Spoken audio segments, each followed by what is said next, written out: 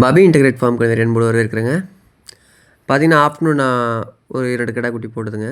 அது 2மே நம்ம சப்ஸ்கிரைபர் வாங்கிட்டாங்க. அடுத்தபடியா பார்த்தீங்கன்னா, நாம் வந்து சோஜத்தில் வந்து ஃபீமேல் கிட்ட, மேல் கிட்ட பார்த்தீங்கன்னா, இது கருத்தடை பண்ண மேல் கிட்ட இருக்குன்னு சொல்லியிருந்தேன். அதை வந்து இப்போ நாம் இந்த வீடியோவில் பார்க்கலாங்க. இந்த எல்லாமே பார்த்தீங்கன்னா, நல்ல ஷோ குவாலிட்டிங்க. இதில் ஒவ்வொரு குட்டிகளுமே பார்த்தீங்கன்னா, நல்ல தரமாகவும், நல்ல மேய்ச்சலுக்கு ஏற்ற மாதிரி இருக்குங்க. ஆவரேஜ் வெயிட்டுன்னு பார்த்தீங்கன்னா 20லேருந்து 26 கிலோ வெயிட்டுக்குள்ளே இருக்குங்க.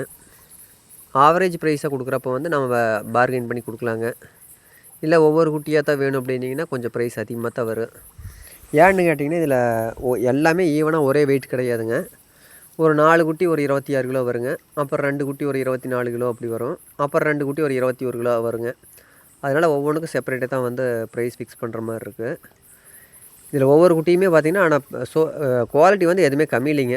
எல்லாமே ஷோ ப்ரீடாக தான் இருக்குது. கலர் வந்து டிஃப்ரெண்ட் ஆகுங்க. கலரில் பார்த்திங்கன்னா 2 டல் கலர் வரும். மீதி 4 பார்த்திங்கன்னா ப்யூர் ஒயிட்டுங்க.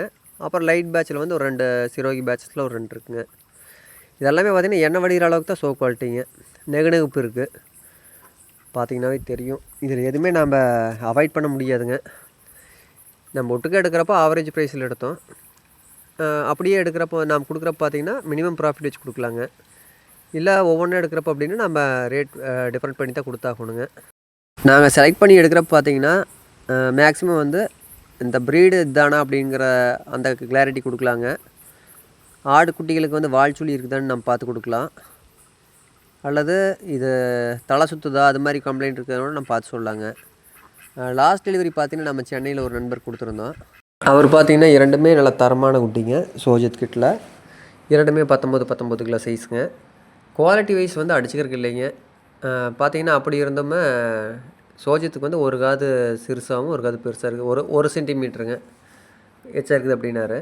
மேக்ஸிமம் நான் சோஜத்தை பொறுத்த வரைக்கும் காதுலையெல்லாம் மெஷர் பண்ணி கொடுக்குறது இல்லைங்க. வாங்குற நண்பர்கள் வந்து வேணால் செக் பண்ணிக்கலாங்க. மேக்ஸிமம் பார்த்திங்கன்னா எல்லாத்துக்கும் ஒரே மாதிரி தான் இருக்குது. எங்களுக்கு நான் இதுலேயும் சொல்லுவேன், எல்லா வீடியோலையும் சொல்லுவேனுங்க. நான் கொடுக்குறது வந்து பொருள் தரத்துக்கான காசுங்க. இந்த காதுக்கான காசுங்கிற அப்படியெல்லாம் நம்ம பண்ணுறது இல்லைங்க. எங்கள் டீமை பொறுத்த வரைக்கும் நாங்கள் குட்டிகள் செலக்ட் பண்ணுறது எப்படின்னு கேட்டிங்கன்னா, தாய் ப்ரீடு எப்படி இருக்குன்னு பார்ப்போங்க. அதுக்கு போட்ட கிடாய் எப்படி இருக்குன்னு பார்ப்போம். அதுக்கு பிறந்திருக்கிற குட்டியில் வந்து ஏதாவது குறைபாடு இருக்குதான்னு பார்ப்போங்க. அதுதான் வந்து நாங்கள் மெயினாக பார்த்து கொடுக்குறது. நார்மலாக பார்த்திங்கன்னா நம்ம கொடுக்குறது வந்து நார்மல் மார்க்கெட் ப்ரைஸ் தாங்க. ஒன்று கொஞ்சம் டிஃப்ரெண்ட் வருங்க. ரொம்ப டிஃப்ரெண்ட்டெல்லாம் வராது. நார்மலாக கேஜி வந்து 450 அப்படின்னா ஒரு 20 ருபீஸ் சேர்த்து வருங்க. அந்த ரேஞ்சு தான் இருக்கும். இது எல்லாமே பார்த்திங்கன்னா ஹை குவாலிட்டி அப்படிங்கிறப்போ ஒரு 10-20 மறுபடியும் எக்ஸஸாக வருங்க. நார்மல் ப்ரைஸ் தான் வருங்க. அதுக்காக நாம் சந்தை நிலவரத்துக்கும் தர முடியாதுங்க.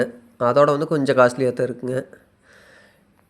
இதில் இருக்கிற அனைத்து குட்டிகளுமே வந்து பியூர் சோஜத்துன்னு நம்ம சொல்ல முடியாதுங்க. இதில் பார்த்திங்கன்னா ஒரு 3-4 குட்டிகள் வந்து பியூர் சோஜத்தில் இருக்குங்க. அப்புறம் பார்த்திங்கன்னா 1-2 வந்து லைட் சிரோகி மிக்சிங் இருக்குங்க. ஆனால் எந்த குட்டிகளுக்குமே வந்து குறைபாடு எதுவும் இல்லைங்க. எல்லாமே தெளிவாக இருக்கும். நம்ம நண்பரோட ஃபார்மில் நான் போன வரைக்கும் பார்த்திங்கன்னா தாய் ஆடுகளும் சரி, அதுக்கு போட்ட கிடாய்களும் சரிங்க, எல்லாம் தரமானதுங்க.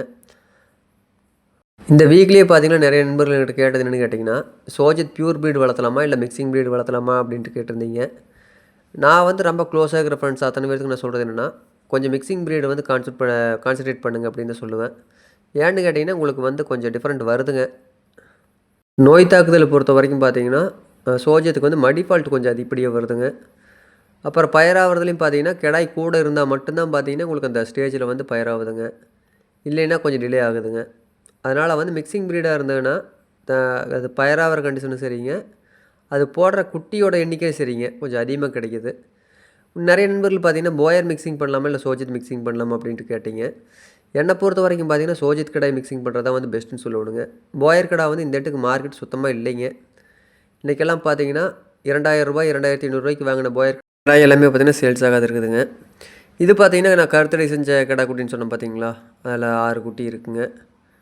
விருப்பம் இருக்கிற நண்பர்கள் வந்து இது வேணாலும் புக் பண்ணிக்கலாங்க. அனைத்துமே நல்லா தெளிவாகவும் நல்ல நெட்டு போக்காகவும் இருக்குதுங்க. டோட்டலாக பார்த்திங்கன்னா 8 ஃபீமேலுங்க, 6 மேல், டோட்டலாக 14 இருக்குது. 14ல் வந்து ஒரே ஒரு குட்டிக்கு மட்டும் வால்சுழி இருக்குதுங்க. மற்ற அனைத்துமே தரமாக இருக்குது.